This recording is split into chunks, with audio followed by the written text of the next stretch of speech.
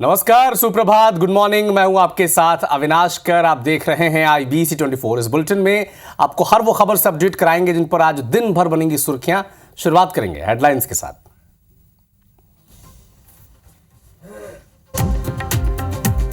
महाराष्ट्र में बढ़ी सियासी हलचल। सूत्रों के हवाले से खबर, देवेंद्र फडणवीस ही होंगे नए मुख्यमंत्री। एकनाथ शिंदे और अजीत पवार बनेंगे डिप्टी सीएम। छत्तीसगढ़ में महापौर और नगर पालिका अध्यक्ष का चुनाव होगा प्रत्यक्ष। साय कैबिनेट की बैठक में लिया गया फैसला। कांग्रेस नेताओं ने कहा, घबरा गई है भारतीय जनता पार्टी। कांग्रेस का आज धान खरीदी केंद्र चलो अभियान। सोसाइटियों में जाकर किसानों से करेंगे चर्चा, सरकार को बताएंगे कमियां। आज जारी होगी महतारी वंदन योजना की 10वीं किस्त। रायगढ़ से राशि ट्रांसफर करेंगे सीएम विष्णुदेव साय। 70 लाख महिलाओं के खाते में जाएंगे 1000 रुपए। जबलपुर में मैट्रिमोनियल साइट के जरिए धर्म बदलकर मुस्लिम युवक ने बनाए अवैध संबंध।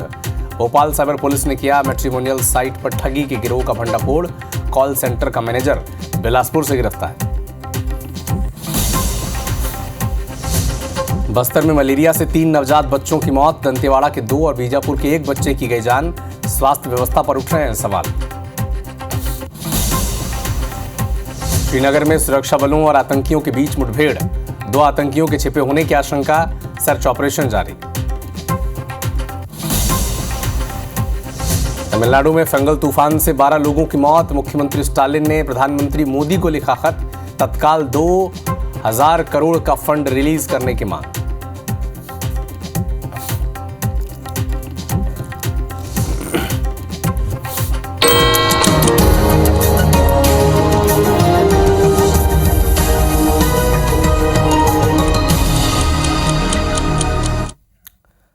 बुलेटिन में अब बात करेंगे 7 बजे की 7 बड़ी खबरों पर।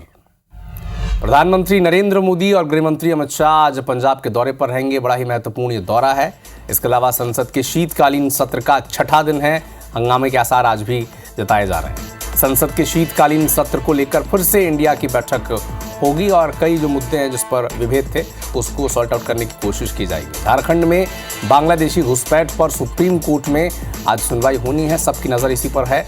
इसके अलावा ईडी ने राज कुंद्रा को दूसरा समन भेजा है। कल पेश वो हुए नहीं थे, इसके बाद दूसरा समन भेजा गया है। श्रीनगर में एनकाउंटर हुआ है। 2 आतंकियों के छिपे होने की आशंका वहां पर है। इसके अलावा तमिलनाडु में फंगल तूफान से अब तक 12 लोगों की मौत हो गई है। रेस्क्यू ऑपरेशन वहां पर लगातार जारी है। दूसरा समन भेजा गया है। श्रीनगर में एनकाउंटर हुआ है। 2 आतंकियों के छिपे होने की आशंका वहां पर है। इसके अलावा तमिलनाडु में फंगल तूफान से अब तक 12 लोगों की मौत हो गई है। रेस्क्यू ऑपरेशन वहां पर लगातार जारी है।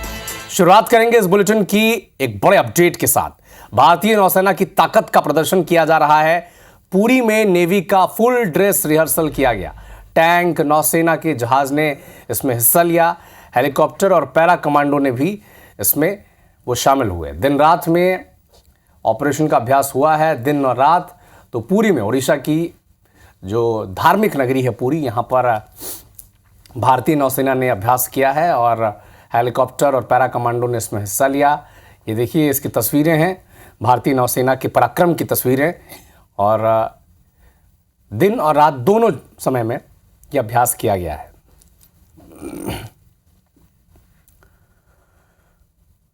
तो पुरी में नेवी का फुल ड्रेस रिहर्सल की तस्वीरें देखिए। युद्धाभ्यास हुआ है। टैंक, नौसेना के जहाज ने इसमें हिस्सा लिया।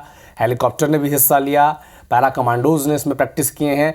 और न सिर्फ एक समय दिन में बल्कि रात में भी अभ्यास किया गया है ताकि अभ्यास उनका बना रहे। और ये देखिए, ये शक्ति प्रदर्शन है भारतीय नौसेना की ताकत का।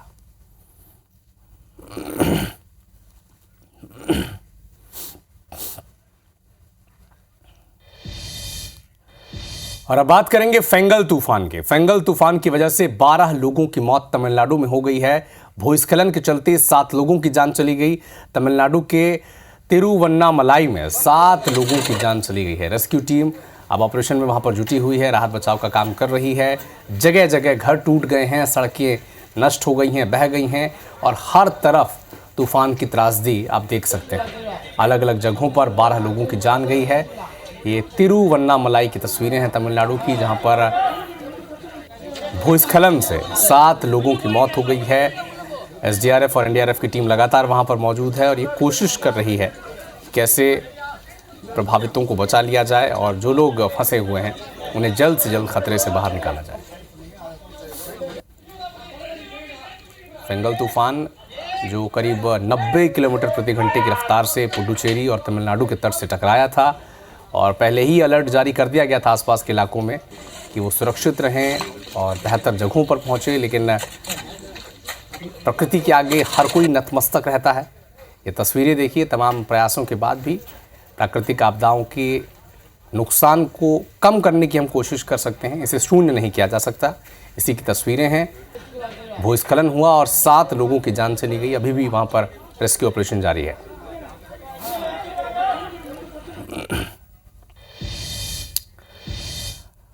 श्रीनगर में 22 दिन बाद फिर से एनकाउंटर हुआ है। आतंकियों के साथ सेना का एनकाउंटर हुआ है। इलाके में 2 से 3 आतंकियों के छिपे होने की आशंका जताई जा रही है। देर रात से अब तक ये एनकाउंटर जारी है।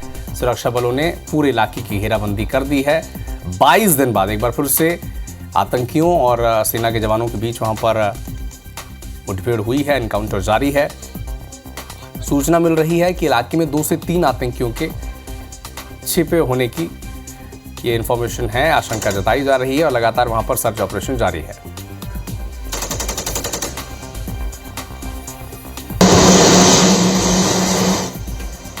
तो सेना के जवान वहां पर डटे हुए हैं।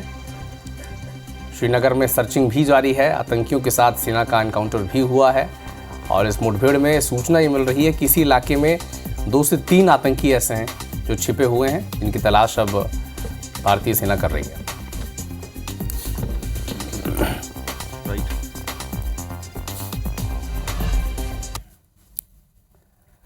मध्य प्रदेश के सतना से एक बड़ा अपडेट आप तक पहुंचा दें। ऑटो पार्ट की दुकान में आग लगी है। आग ने बेसमेंट और 2 फ्लोर्स को अपने चपेट में ले लिया है। दुकान में भारी मात्रा में इंजन ऑयल रखा हुआ था। दमकल विभाग की टीम ने आग बुझाई है। सतना के ट्रांसपोर्ट नगर के पास की घटना बताई जा रही है। तो सतना की तस्वीरें देखिए। ऑटो पार्ट की दुकान में आग लगी। क्योंकि इंजन ऑयल रखा हुआ था इसलिए आग फैलने में ये मददगार साबित हुआ और 2 फ्लोर्स को इसने अपने जद में ले लिया है। बेसमेंट और 2 और फ्लोर्स को में आग लगी है और लगातार वहां पर सूचना के बाद फायर ब्रिगेड की टीम पहुंची है। ट्रांसपोर्ट नगर इलाके की घटना बताई जा रही है। आग पर काबू पा लिया गया है, लेकिन तब तक लाखों का नुकसान हो चुका था।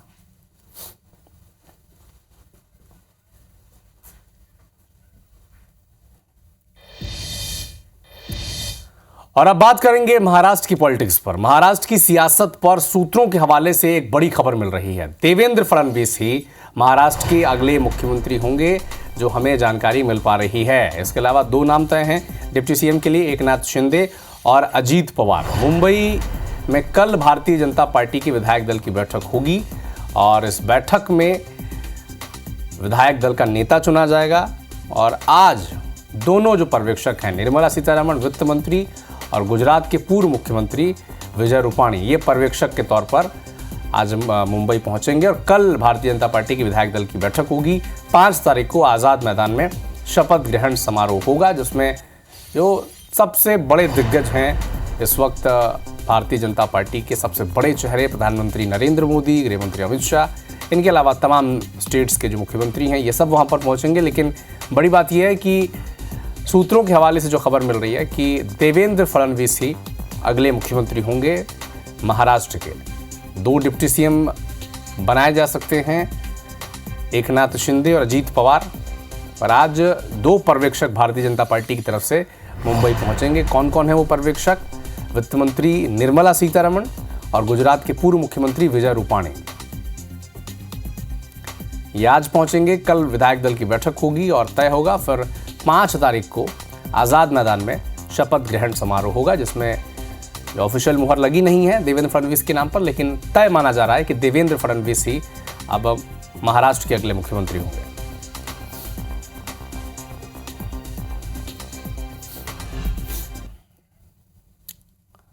सीएम डॉक्टर मोहन यादव का बालाघाट दौरा आज है। दोपहर 12:30 बजे बालाघाट के लिए रवाना होंगे। रोजगार और स्वरोजगार मेले में वो शिरकत करेंगे। युवाओं को भी संबोधित करेंगे।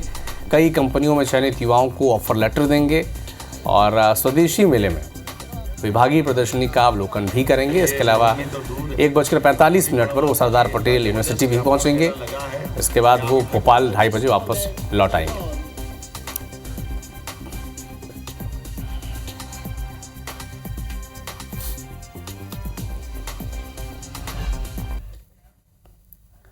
एक बड़ा अपडेट आपको रायपुर से आज बता दें। आज महतारी वंदन योजना की 10वीं किस्त जारी कर दी जाएगी। 70 लाख महिलाओं के खाते में 1,000 रुपए आज जमा हो जाएंगे। सीएम विष्णुदेव साय ये राशि ट्रांसफर करेंगे। 70 लाख महिलाओं के खाते में 1,000 रुपए ट्रांसफर कर दिए जाएंगे। किस्त के तौर पर 652 करोड़ की राशि आज ट्रांसफर की जाएगी। तो वादे के मुताबिक साय सरकार आज 10वीं बार महतारी वंदन योजना की राशि महिलाओं के खाते में ट्रांसफर करने जा रही है। 1,000 रुपए की राशि आज ट्रांसफर होगी। आज रायगढ़ दौरे पर चूंकि मुख्यमंत्री विष्णुदेव साय रहेंगे, तो वहीं से सिंगल क्लिक के जरिए ये जो महतारी वंदन योजना की 10वीं किस्त है इसे वो जारी करेंगे और 70 लाख महिलाओं के खाते में 1,000 रुपए ट्रांसफर कर दिए जाएंगे, जो सबसे बड़ा गेम चेंजर साबित हुआ था छत्तीसगढ़ के विधानसभा चुनाव के दौरान। और महिलाओं का, बहनों का बड़ा समर्थन भारतीय जनता पार्टी को मिला था और उस वादे को लगातार अब साय सरकार निभाते आ रही है। और इसी कड़ी में 10वीं किस्त महतारी वंदन योजना की आज साय सरकार, भारतीय जनता पार्टी की सरकार जारी करने जा रही है। सिंगल क्लिक के जरिए विष्णुदेव साय आज रायगढ़ में वो होंगे, वहीं से 70 लाख महिलाओं के खाते में 1,000 रुपए ट्रांसफर कर देंगे।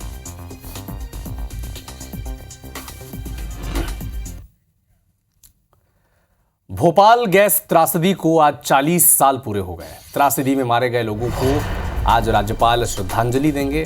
बरकतुल्ला भवन सेंट्रल लाइब्रेरी में ये श्रद्धांजलि अर्पित की जाएगी। सर्वधर्म प्रार्थना सभा का भी आयोजन किया जाएगा। तो आज भोपाल गैस त्रासदी को 40 साल पूरे हो गए हैं और आज श्रद्धांजलि देने का सिलसिला भी शुरू हो जाएगा। राज्यपाल बरकतुल्ला भवन में श्रद्धांजलि सभा में शामिल होंगे।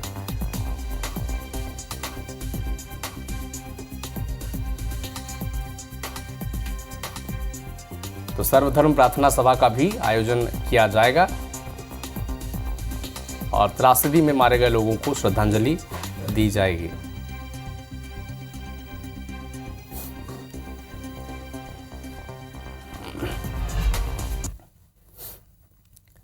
छत्तीसगढ़ में जल्द ही पंचायत और नगरीय निकाय चुनाव का बिगुल बजने वाला है। इससे पहले साय कैबिनेट ने प्रदेश में महापौर और नगरीय निकायों के अध्यक्ष का चुनाव प्रत्यक्ष प्रणाली से करने के फैसले पर मुहर लगा दी है। वोटर अब सीधे अपने वोट के जरिए महापौर और नगरीय निकाय के अध्यक्षों का चुनाव करेंगे। खास बात यह है कि साय सरकार ने इस फैसले के जरिए तत्कालीन भूपेश बघेल की सरकार के फैसले को पलट दिया है। आपको याद होगा 2018 में कांग्रेस सरकार जब सत्ता में आई थी, तब उसने मेयर यानी महापौर और नगर पालिका के अध्यक्षों का चुनाव प्रत्यक्ष की जगह अप्रत्यक्ष तरीके से कराने का आदेश दिया था। साय कैबिनेट के इस फैसले पर कांग्रेस भड़क गई। पूर्व मंत्री धनेंद्र साहू ने कैबिनेट के फैसले पर निशाना साधते हुए कहा कि बीजेपी चुनाव में हार को लेकर घबराई हुई है। तो यानी एक बार फिर से साफ हो चला है कि मेयर का चुनाव, चाहे वो नगर निगम हो, नगर पालिका हो, यहाँ पर अब सीधे जो जनता है अपने वोट से वो महापौर चुनेगी, मेयर चुनेगी। लेकिन पुरानी जो सरकार थी भूपेश बघेल की, उनका तरीका अप्रत्यक्ष था। आप पार्षद चुनते थे, फिर पार्षद मिलकर महापौर चुनते थे। लेकिन अब इस प्रणाली को बदल दिया गया। इस पर सियासत भी शुरू हो गई है।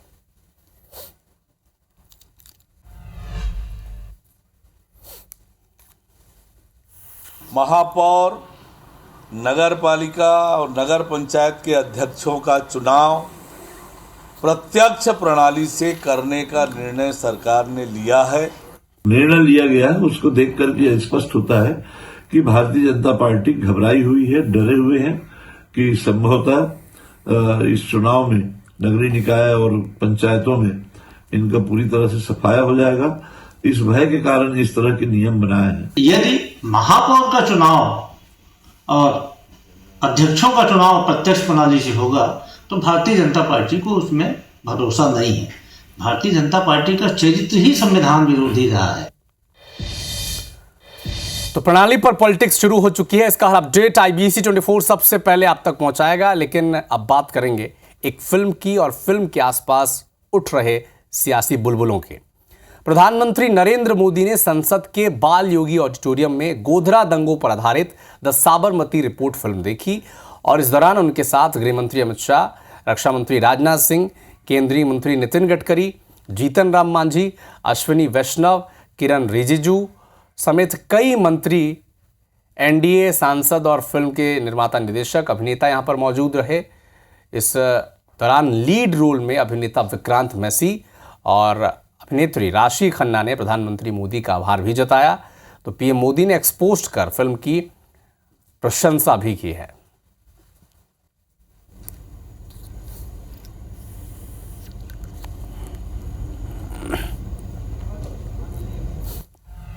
बस्तर में मलेरिया से मौत का सिलसिला अब थम नहीं रहा। एक के बाद एक नवजात और कम उम्र के बच्चे मलेरिया का शिकार हो रहे हैं। ताज़ा मामला जगदलपुर मेडिकल कॉलेज का है, जहां पर दंतेवाड़ा के 2 बच्चों की मलेरिया से मौत हो गई और इसी तरह बच्चे को बीजापुर से मलेरिया के लक्षणों के बाद यहां लाया गया था, लेकिन उसकी भी जान नहीं बचा पाई। इसके अलावा सप्ताह भर पहले दरभा में भी इसी तरह मलेरिया से एक की मौत हुई थी और इससे पहले आश्रम स्कूल और कोटा केबिन में सिलसिलेवार छात्रों की मौत के मामले सामने आ चुके हैं। हैरान करने वाली बात यह है कि स्वास्थ्य विभाग और जिम्मेदार अधिकारियों ने इस पर गंभीरता बरती नहीं है, गंभीरता से इस मामले को लिया नहीं है।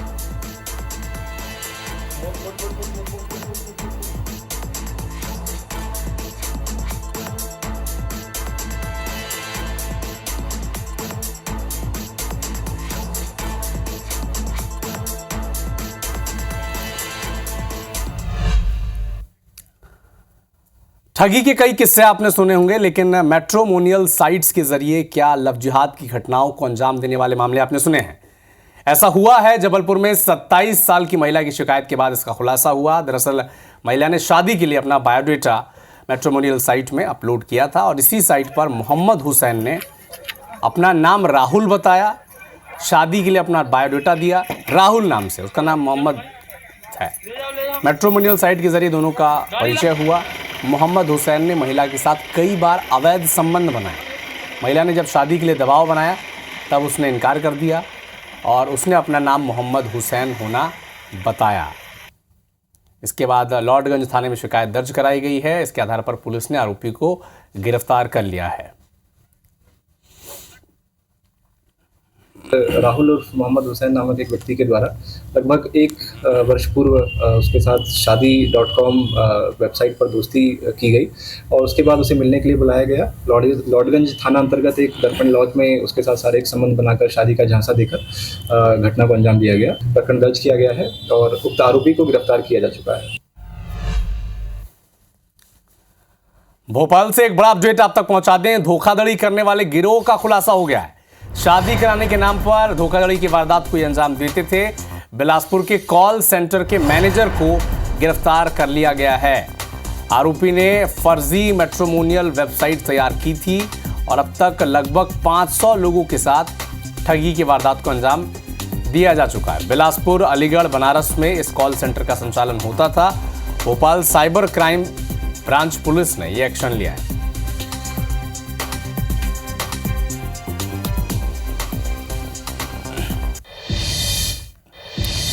राजधानी भोपाल में रविवार को सामने आए धर्म परिवर्तन के मामले में पुलिस ने एक बड़ा एक्शन लिया है। पुलिस ने 4 लोगों के खिलाफ मामला दर्ज किया है।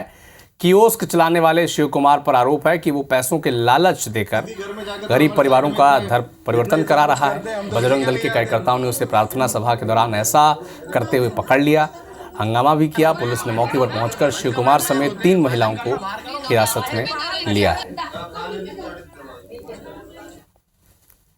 शिव झरवड़े वो वहाँ रहने वाला है और अपने आप को पाश्चर बताता है और वो ऐसी धार्मिक सभाएं करता है और कई प्रकार से लालच देता है, कुछ चमत्कार बताता है और इस प्रकार से वो ऐसा दुष्प्रेरण कर रहा है कि आप उसमें अपना धर्म परिवर्तन कर लें। एक FIR दर्ज की है धार्मिक स्वतंत्र अधिनियम के तहत और सबको जो है पुलिस निरीक्षण में।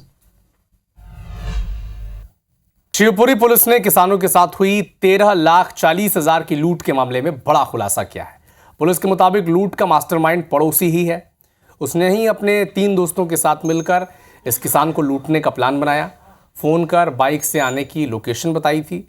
28 नवंबर को प्रकाश बैरागी नरवर के साथ घटना को अंजाम दिया था। प्रकाश जमीन बेचकर अपने बेटे और पड़ोसी के साथ गांव जा रहा था। तभी रात को रास्ते में बदमाशों ने कट्टे की नोक पर रुपयों से भरा बैग छीनकर वो भाग गए।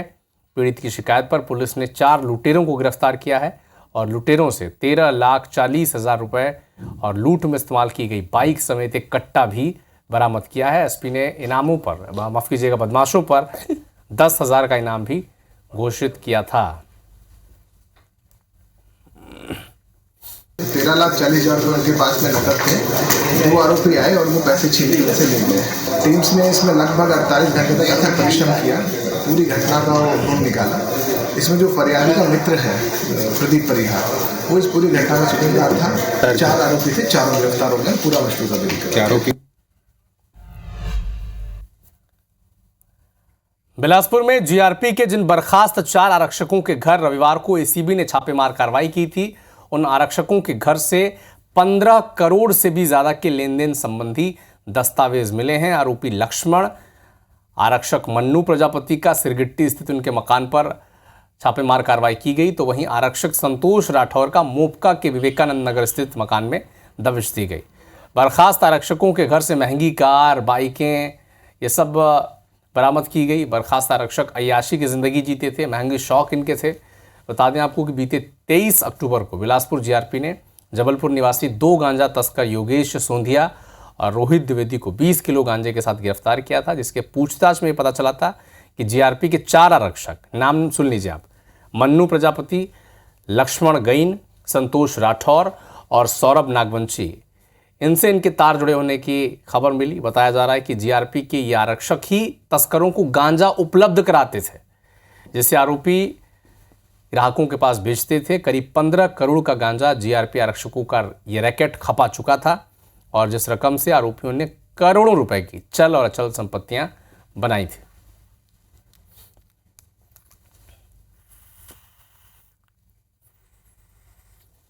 दो आरोपी पकड़े गए थे, आरक्षकों के द्वारा उनको पकड़ा गया था। बाद में फिर उनके द्वारा ये कराया जाने लगा और फिर गांजे की करीब 3-4 साल से, पिछले 3-4 साल से ये चीज़ें की जा रही थी आरक्षकों के द्वारा, जीआरपी के जो 4 आरक्षक थे।